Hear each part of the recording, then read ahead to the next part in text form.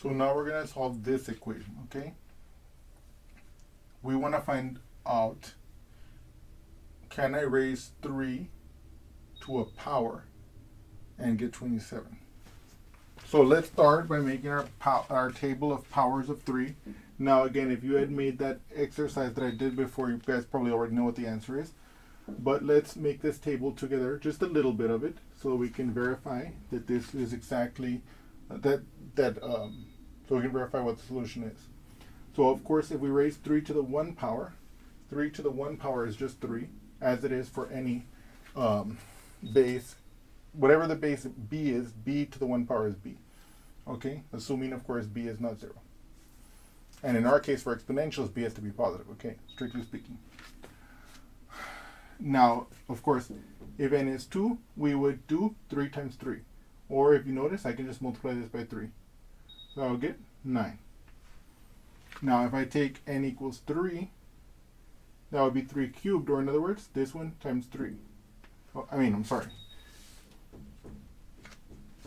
In other words, this times 3, which is 27. Aha, we're done, right? As far as solving the equation is concerned.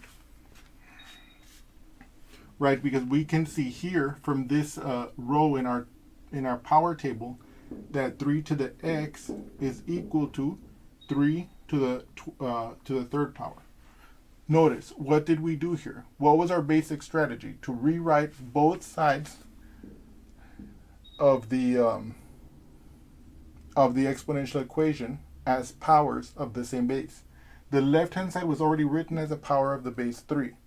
Using our power table, we were able to rewrite the right-hand side as a power of the same base, the base 3, namely as the third power of the base 3.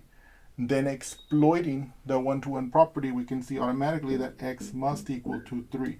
This exponent must equal to that exponent, and that's our solution. Now, just a little discussion here on this table. If you notice, what I've been doing with this table is I've been basically, whatever this is, I multiply by 3 to get to the next one. I multiply by 3 to get to the next one, multiply by 3 to get to the next one. But does that make sense? Okay, so we know, for example, that 3 squared is by definition 3 times 3, right? Now, if I were to take this 3 and I multiply it by 3 to get this, then the 9 must have to be 3 times 3, which is exactly what we expect it to be, what it has to be by definition.